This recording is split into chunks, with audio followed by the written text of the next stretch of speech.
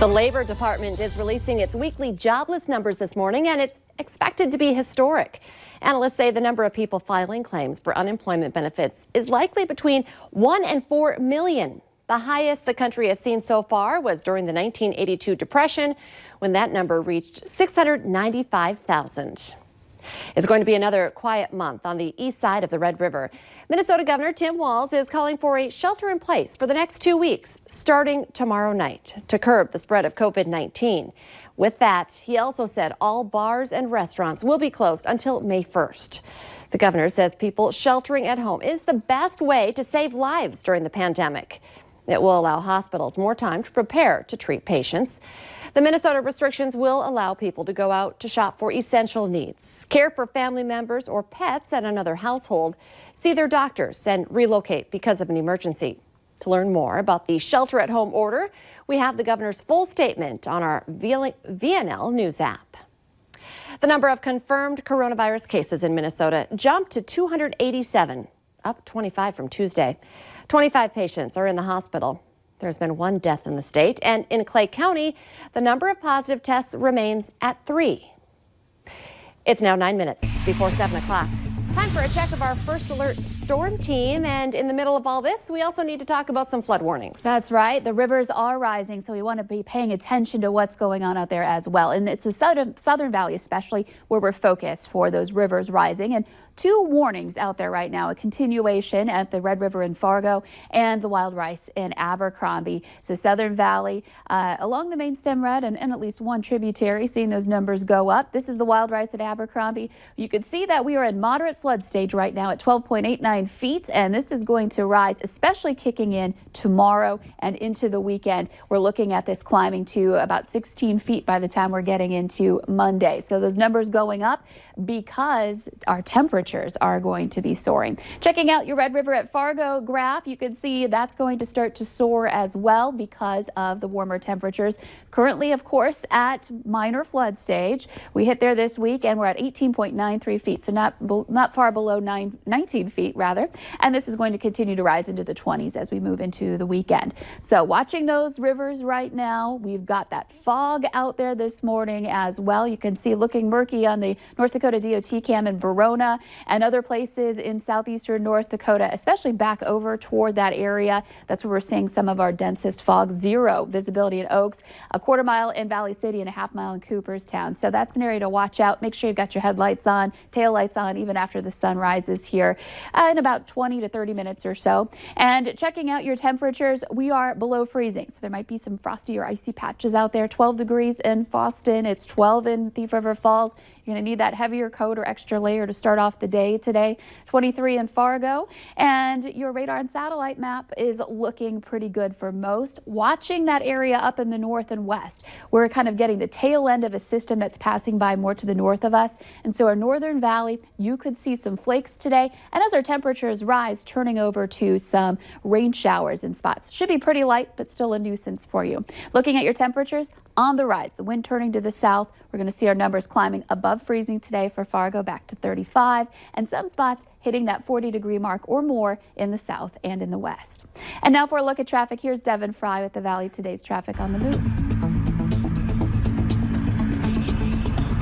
Thanks, Lisa. We're finishing up this hour on I-94. We're heading west toward Bismarck. We're about to go under the tri-level interchange here. Hopefully we'll get a little bit of a look at how I-29 is moving along as well. But here on I-94, it's pretty wide open, as you can see. It's definitely not nearly as busy as what we normally expect on this roadway at this time of the day. So it's kind of become the new normal the past few weeks for traffic flow to be a little bit lighter, and today is no different. It looks a little bit less busy on I-29. There's a big gap in traffic between 13th Avenue and this tri-level interchange here. So good news there. If you're taking I-29, that looks even more wide open. So good news there.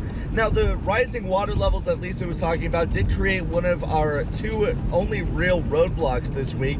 Elm Street is shut down because of rising water levels, and University Drive is shut down between 9th and 10th Avenue for an underground sewer repair. So those are really going to be the only things halting your morning commute.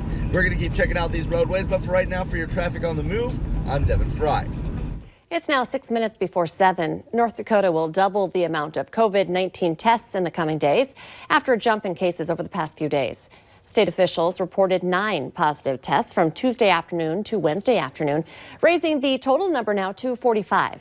Those patients included 2 people in their 30s, 4 in their 50s, 2 in their 60s, and 1 in their 70s. 3 of the new cases came from Cass County, and the Department of Health is working on tracing how those patients contracted the virus. Governor Doug Burgum is forming a testing task force that will include help from the private sector. First responders in North Dakota are now eligible for workers' compensation. Governor Burgum's latest executive order provides those workers who get COVID-19 on the job some help. Previously, the state's workers' comp law did not cover viruses, but this new executive order will cover both paid and voluntary workers who need to quarantine because they were exposed to the coronavirus while working. That includes firefighters, police officers, sheriff's deputies, ambulance and medical crews, and also volunteer first responders. The compensation will include wage replacement and medical benefits. Coverage is backdated to March 13th, the day the governor declared a state of emergency. Fargo and West Fargo educators are waiting for state approval of online plans to restart the learning process for students. District leaders say they expect to hear from the state today or tomorrow. As proposed, school in both districts would fire up on April 1st. Schools have been shut down since March 19th when the governor issued an executive order because of coronavirus concerns. Many of us are doing our part to help stop the spread of coronavirus, and that can be protecting our families too by scrubbing down the inside of our homes and eliminating any germs. The Valley Today's Abby Furchner joins us live this morning. She's been checking in with the Home Helper Services team to make sure we're not missing any hot spots. Good morning, Abby. Good morning, Lisa. I'm with Jim and Jeffrey with Home Helper Services. And okay, guys, I have cleaned and deep cleaned my home, but one area I really struggled with was how am I supposed to clean bigger objects like my couch? What would you recommend? Right. Bigger things that you can't seem to get in the washer or dryer. Yes, couches, mattresses, chairs, curtains, even your walls. What we recommend for you to do is pretty much easy. It's the Lysol spray is something safe to use. Just, spray over it, kind of like we talked about the crop dusting for the couches for the holidays. Let's just crop dust it with the Lysol. Febreze Professional also works really, really well. It kills up to 99% of the germs and bacteria, and it also makes your couch smell better. Just make sure you saturate it really, really well.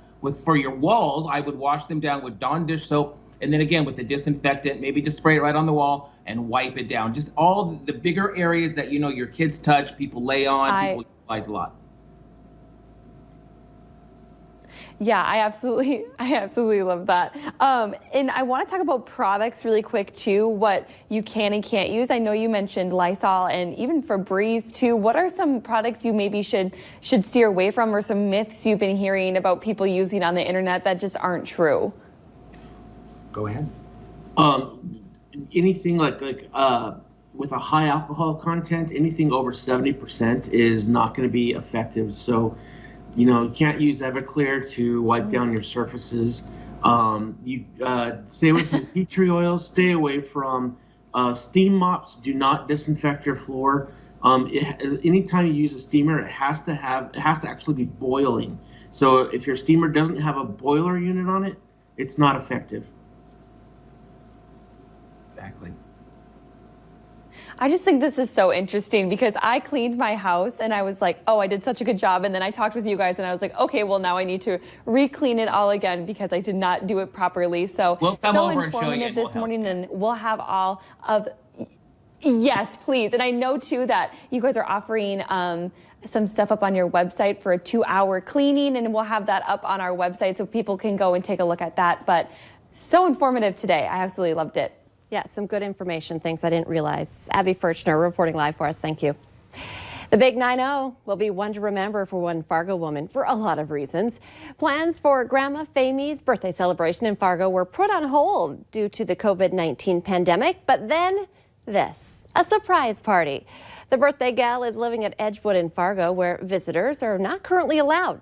So family and friends pulled off the party outdoors while Famy was safe inside. And her family is ready to throw a proper party once we get past these COVID-19 concerns.